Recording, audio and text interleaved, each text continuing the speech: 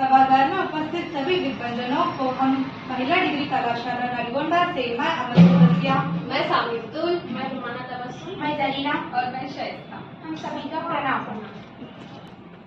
सर्वप्रथम आप सभी के सम्मुख मैं हमारा परियोजना कार्य आधुनिक कहानियों में वृद्ध विमर्श, उसका उद्देश्य ये है कि जैसे कि आप सभी लोग जानते हैं, आधुनिक साहित्य विमर्शों का साहित्य है। चाहे किसी भी वर्ग के इंसान हो, चाहे वो दलित विमर्श हो, चाहे वो स्त्री विमर्श हो, चाहे वो आदिवासी विमर्श हो, सभी विमर्शों को वृद्धावस्था अपने जीवन का आखिरी पड़ाव होता है।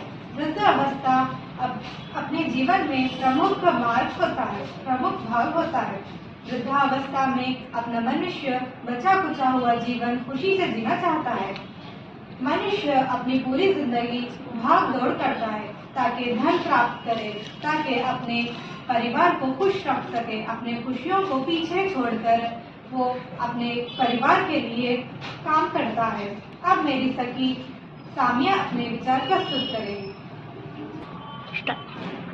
जैसे कि मेरी सखी अमतुल वसिया ने कहा है, वृद्ध अवस्था एक ऐसी अवस्था है जो हमारे जीवन में मुख्य भाग है।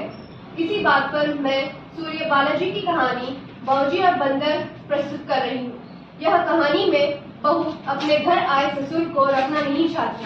वह उन्हें काम में व्यस्त करने के लिए छड़ी देती है और यह देखकर बाऊजी बहुत खुश हो जाते हैं। लेकिन बहू के इसके पीछे यह रहता है कि वो सिर्फ घर पर बैठे खाए पिए क्यों, कुछ काम भी करे। थोड़े दिन के लिए बेटा बहू बाहर जाते हैं।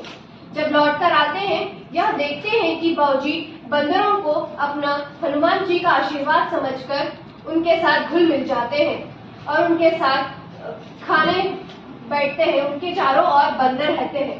हमें यह मालूम होता है कि बुजुर्गों को थोड़ा सा ध्यान, थोड़ा सा सम्मान और थोड़ा सा प्यार चाहिए। अब मेरी सखी रुमाना इसके विषय पर अपने विचार प्रस्तुत करेगी।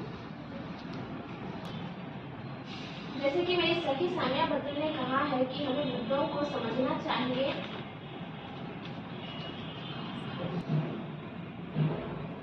उनसे सीख लेना चाहिए और पुरानी पीढ़ी को बेकार नहीं समझना चाहिए। इसी बात पर मैं मृदुला गर्ग जी की कहानी बेंच पर बूढ़े का वर्णन करना चाहती हूँ।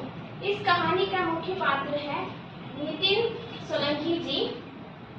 वह बुजुर्ग है, उनकी पत्नी का देहांत हो चुका है और सेवानिवृत्त होने के कारण अपने बेटे बहू के साथ रहते हैं।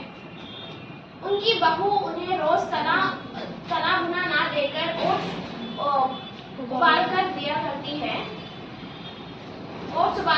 करती है और कहती है कि आप बूढ़े हो रहे हैं तो आपको तला भुना नहीं खाना चाहिए। इसी बात पर बुजुर्ग सोचते हैं कि अगर मेरी पत्नी होती तो मुझे तला भुना बनाकर खिलाती, गरम गरम पूरियां बनाकर खिलाती। लेकिन अभी वो अकेलापन महसूस करने लगते हैं। इसी बात पर हमें पता चलता है कि अकेली स्त्री जब बुजुर्ग होती है तो वो अपने आप को संभाल सकती है, लेकिन अकेला पुरुष जब वह वृद्ध होता है तो वह उसको इतना आसान नहीं होता है। अभी मेरी सखी जरीना अपने विषय को प्रस्तुत करती है। जैसे कि मेरी सखी रुमाना ने कहा कि स्त्री अपने आप को जीवन बुढ़ापा बिता सकती है, लेकिन पुरुष को अपने आप को बिताना बहुत मुश्किल होता है। सबसे पहले मैं एक कहानी लेना चाहूंगी। पीढ़ियों के अंतराल से जो संघर्ष दिखाया गया है गजाधर बाबू के माध्यम से। उषा प्रियमदा जी की कहानी है वापसी। गजाधर बाबू एक पिता रेलवे में काम करते हुए 35 वर्ष तक अपने बच्चों से दूर रहकर पैसे कमाने लगते हैं। अपने बच्चों का भविष्य उज्जवल बनाने के लिए जी तोड़ मेहनत करते हैं और वे ये सोचते हैं कि अपने घर में प्यार और अपनत्व पाने के लिए घर आते हैं, लेकिन वो अपने ही घर में आपको बेगारपन महसूस करते हैं। फिर वो अपने मित्र के पास मिल में काम करने के लिए वापस चले जाते हैं। अब मेरी सखी शाइस्ता नाज अपने विचार प्रस्तुत करेगी। जैसे कि मेरी सखी जरीना ने कहा है कि जीवन के वृद्ध अवस्था में इंसान को अपने परिवार के साथ रहना अच्छा लगता है, क्योंकि वो उनके जीवन का आखिरी समय उनके साथ बिताना चाहते हैं। ममता कालिया जी की सेवा कहानी भी वृद्ध विमर्श से जुड़ी हुई है। कहने को तो माँ बाप के 3 बच्चे हैं, लेकिन जब माँ को ब्रेन हैमरेज होता है और आईसीयू में रखा जाता है, उन्हें होश तक नहीं होता। उनकी बेटियां उनका देखभाल करने के लिए भले ही 2 दिन के लिए आई है, वो अपने पिता को एहसास दिलाती है कि हमारी माँ ने 40 साल तक आपकी देखभाल करी है, अब आपको हमारी माँ की देखभाल करना चाहिए। कहीं ना कहीं हम देखते हैं कि जो बेटा है वो 5 दिन के बाद आता है। जब पिता अपने भावनाओं को व्यक्त करना चाहते हैं, वो कहता है कि मेरे पास समय नहीं है, टेल मी इन ए नटशेल कि माँ को क्या हुआ है। तो शायद जो वो अपनापन हो, एहसास हो, बेटे होने का एहसास हो या बेटे को खो देने का एहसास पिता के मन में आ जाता है।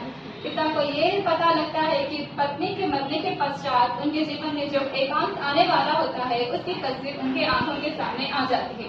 हमारे परियोजना कार्य से ये सीख मिलती है कि हमें बुजुर्गों का सम्मान करना चाहिए और उनके भावनाओं का आदर करना चाहिए, क्योंकि बुजुर्ग से ही हमारे संसार की नींव है और हमारे अभिनव की पूंजी है।